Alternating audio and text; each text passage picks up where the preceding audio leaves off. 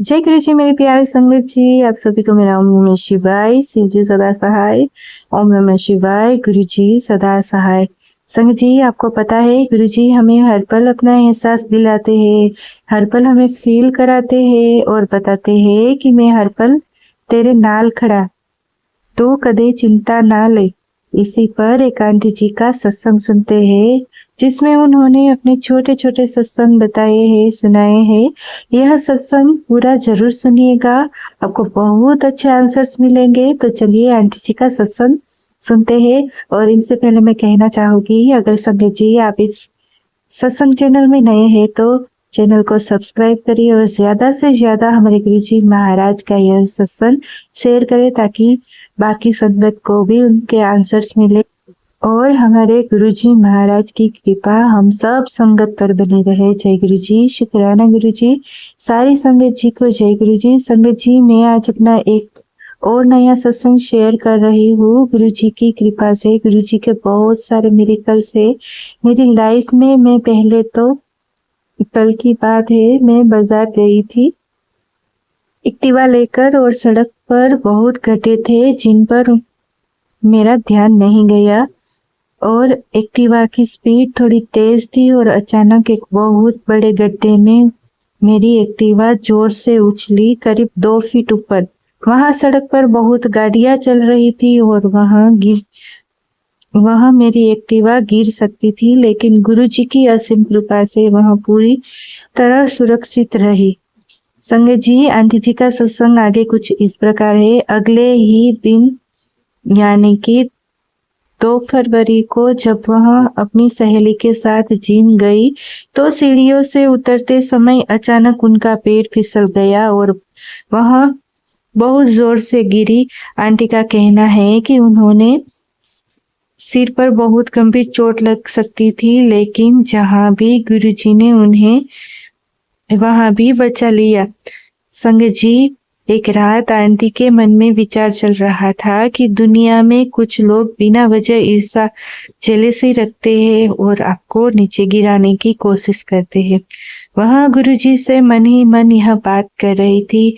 उसी समय उन्होंने पिंटरेस्ट खोला और उन्हें तुरंत गुरुजी का मैसेज मिला, तो फिक्र ना कर, मैं तेरी बाह फड़ी है, मैं तेनू जिंदगी विच कदी डिगन नहीं देवांगा। यानी गुरुजी महाराज उससे कह रहे हैं, तुम चिंता मत करो, मैंने तुम्हारा हाथ थामा है और मैं तुम्हें जिंदगी में कभी गिरने नहीं दूंगा। यह सुनकर आंटी को बहुत सुकून मिला और हमारे गुरुजी महाराज की टेलीपैथी से आंटी के मन में जो भी प्रश्न थे उनके जवाब मिल गए। संगत जी, आंटी ने सपने में तांबे का एक ग्लास यानी लोटा देखा था, जिसे वह गुरुजी के आगे रखना चाहती थी। उनके अंकल मित्र जब बड़े मंदिर जा रहे थे तो आंटी ने उन्हें अपने लिए स्वरूप और एक गिलास लाने को कहा। अंकल ने बाजार से जो गिलास खरीदा वह बिल्कुल वैसा ही था जैसा आंटी ने सपने में देखा था। जब वह गिलास बड़े मंदिर में प्लेस करवाने ले जाया गया तो सेवादार ने उसे गुरुजी की गद्दी पर रखा। संयोग से सेवादार को किसी ने बुला लिया और वह ग्लास काफी देर तक गद्दी पर रखा रहा। इस तरह वह साधारण गिलास गुरुजी की विशेष कृपा से अभिमंत्रित यानी ब्लेस हो गया।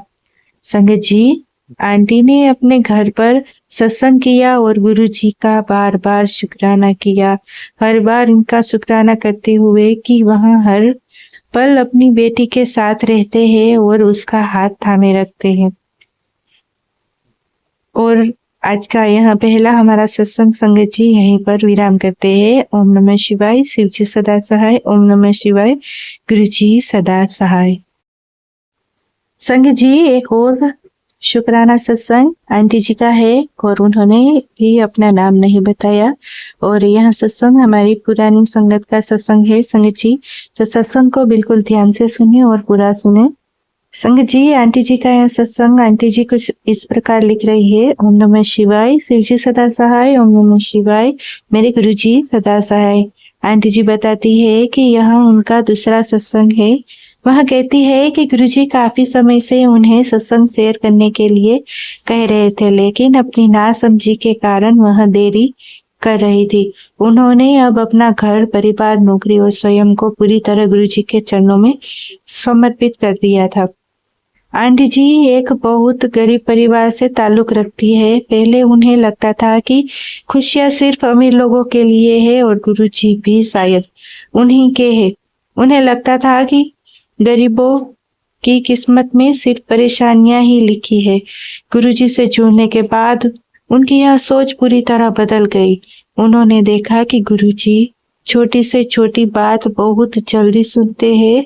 अब उन्हें किसी बात की चिंता नहीं रहती।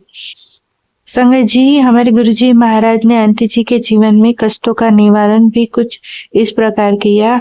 आंटी जी का कहना है कि गुरुजी के साथ होने का मतलब यह नहीं है कि जीवन में कष्ट नहीं आएंगे, बल्कि कष्ट आएंगे, लेकिन कब आकर चले जाएंगे आपको पता भी नहीं चलेगा। संगत जी, हमारे गुरुजी महाराज तो हमेशा 4 लोगों को एक थाली में प्रसाद ग्रहण करने के लिए कहते हैं। इसका मुख्य उद्देश्य समाज में ऊंच नीच और अमीर गरीब के भेदभाव को जड़ से खत्म करना है। संगत जी, गुरुजी इंसान का बैंक बैलेंस नहीं बल्कि उसका दिल और उसकी नीयत देखते हैं। जो भी सच्चे मन से उनसे नाता जोड़ता है, गुरुजी उसे अपना बना लेते हैं। संगत जी, अमीरी और गरीबी तो आती जाती रहती है। आज जो अमीर है वो कल गरीब हो सकता है और जो गरीब है वो अमीर। इसलिए हमें हमेशा सबकी मदद करनी चाहिए और साफ दिल के लोगों का साथ देना चाहिए। संगत जी, गुरुजी का दरबार सबके लिए खुला हुआ है। बस आपका कनेक्शन और प्यार सच्चा होना चाहिए।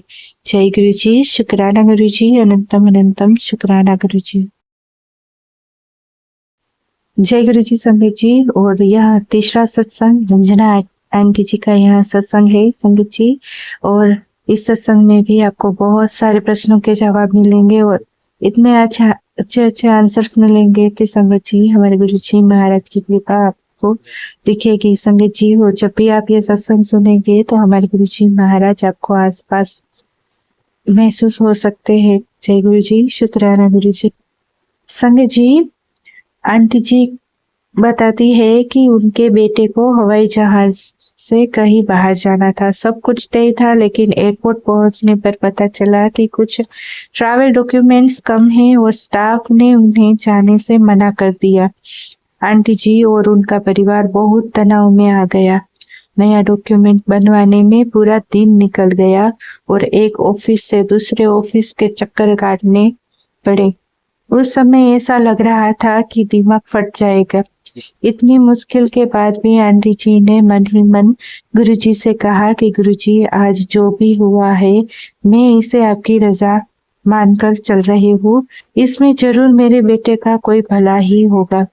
अगले दिन बेटा सुरक्षित तरीके से चला गया। बाद में आंटी जी को समझ आया कि अगर बेटा अधूरे कागजों के साथ चला जाता तो दूसरी कंट्री में यानी दूसरे देश में पहुंचने पर उसके अकेले बहुत बड़ी मुसीबत का सामना करना पड़ सकता था। वहां उसे अकेले जेल या वापसी का सामना करना पड़ सकता था। गुरुजी ने उसे यहाँ रोककर उसे बड़े कष्ट से बचाया है और गुरुजी महाराज ने उसे एक अच्छा आशीर्वाद दिया है। आंटी जी कहती है कि उस दिन जो मानसिक तनाव उन्होंने झेला, शायद उसके जरिए गुरुजी ने उनके और उनके परिवार के कोई पुराने कर्म काट दिए होंगे। संगत जी, गुरुजी महाराज की रजा में राजी रहना हमारे गुरुजी महाराज का ही एक हमारे लिए आशीर्वाद है। संगत जी, कई बार हमारे पर संकट आने पर हम एक मानसिक तनाव महसूस करते हैं, पर हमारे गुरुजी महाराज का आशीर्वाद ही ऐसा होता है कि हमें हमेशा गुरुजी की मर्जी में खुश रहना चाहिए, क्योंकि जब हम उनकी रजा में राजी होते हैं तो वहाँ सब कुछ मिल जाता है जो हम चाहते हैं। बस गुरुजी के देने का तरीका अलग होता है। मांगना नहीं मानना सीखे। हमें गुरुजी से कुछ मांगना नहीं चाहिए, बल्कि उन्हें मानना चाहिए। वह जो हमें देंगे वह हमारी सोच से भी बढ़कर देंगे, क्योंकि हमारे गुरुजी महाराज को सब पता है संगत जी। हमारे गुरुजी महाराज अगर हमें वो चीज दे दे जो हम मांगते हैं संगत जी, तो हमारे गुरुजी महाराज तो वैसे ही हमें कहेंगे कि जो तूने मांगा है वो मैंने दिया है, और वो हमें हमारी जिद से मिला हुआ होगा। और हमारे गुरुजी महाराज के पास जब हम रोते हुए जाएंगे, गुरुजी महाराज जो मैंने मांगा है वो तो मेरे लिए नहीं सही निकला, और अब हमें यही प्रार्थना करनी पड़ेगी कि जो आप दे दो वो ही अच्छा होगा संगत जी। तो इससे पहले हमें गुरुजी महाराज की रजा में राजी रहकर ही मांगना है कि कृपा जो आपके लिए आपके मन में है हमारे लिए वो ही दे दो, हमारे लिए जो अच्छा है वो दे दो, और जो हमारे लिए बेस्ट है वैसा ही आशीर्वाद दे दो। तो संगत जी, कभी भी जल्दबाजी में हमें हमारे गुरुजी महाराज से हमारे काम ना होने पर अगर हमारा काम नहीं होता है और हमारा काम अटक रहा है, तो समझ लीजिए कि गुरुजी ने आपके लिए उससे बेहतर कुछ सोचा है संगत जी।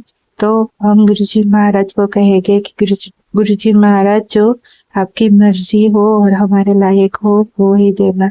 जय गुरुजी, शुक्राना गुरुजी, अनंतम अनंतम कोटि कोटि शुक्राना गुरुजी।